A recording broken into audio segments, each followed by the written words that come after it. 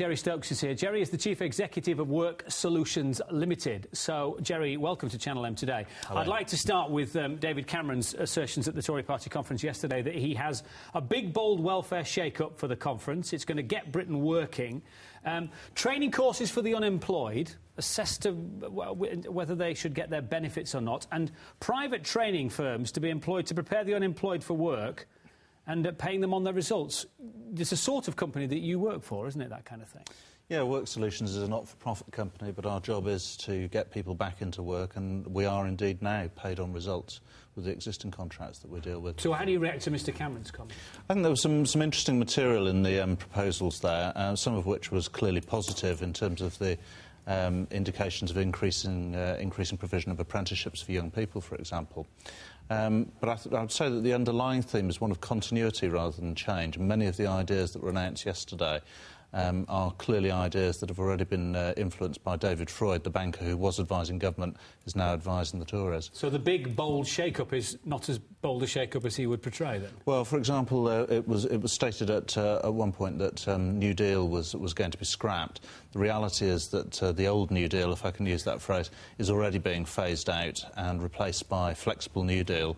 And certainly all the indications we've had from the Conservatives so far are that they support the continuation of flexible New Deal, even though they want to tinker with some of the terms of the contract. Your Work Solutions is not for profit. Yeah. Is it likely we're going to see companies being set up who are going to make a profit out of getting people back to work? Undoubtedly, but again, not much of a change there. The private sector are already heavily represented, and, for example, in Greater Manchester, flexible New Deal is being delivered by the well-known private sector outsourcing company Serco. So that's really an established trend already. OK, let's move on to Mr Clarke's comments today, because, of course, he's the Shadow Business Secretary, and promises to, quote, cut red tape that's swamping business and help them create new jobs.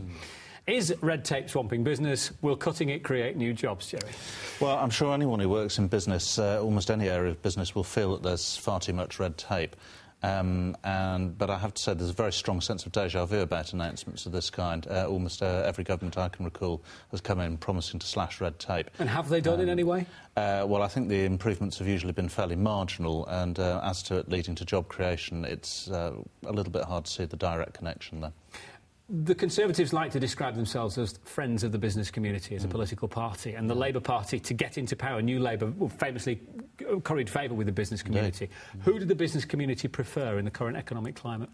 I don't think the situation's at all clear-cut at the moment. I was actually attending a fringe event at the party conference earlier on today where the discussion was about public spending, and again I was struck by the degree of convergence really between the two parties about now the necessity of cutting public spending. The issue really is just how and when. OK, let's get on to some specific business stories. I've announced in the news today, BA have announced today, 1,700 jobs to go and a pay freeze for staff for 2 years. At the same time as Jet2 say 4 new routes from Manchester. Now, BA are saying the aviation industry is the worst time ever, but clearly it's not affecting Jet2. No, it's interesting, quite striking, isn't it, really, the divergence between the news from BA and the news from Jet2, and I suppose the recent positive results from Ryanair perhaps indicate that the budget airlines are doing better than some of the mainstream providers. So do you think British Airways are regretting selling off them? Because they did have one, didn't they? They did indeed, and they might well be at this particular point, yes. Elsewhere, positive news. Lots of people are going on holiday. They're booking now for Christmas, which is good. House prices are up. And Tesco. More profits for Tesco. They see recession. What recession? Yeah, no, it's absolutely true. Good results from Tesco, and I think reflective generally of positive results in the supermarket sector as a whole.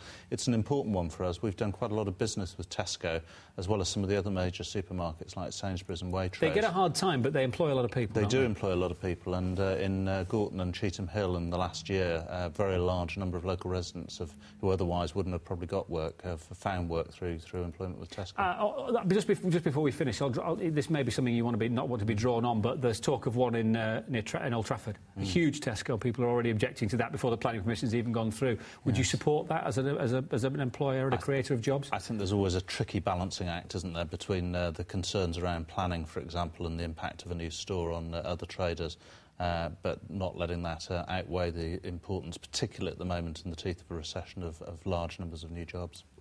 A suitably diplomatic answer, Jerry. Thank you very much indeed for your time, as always. Thank you.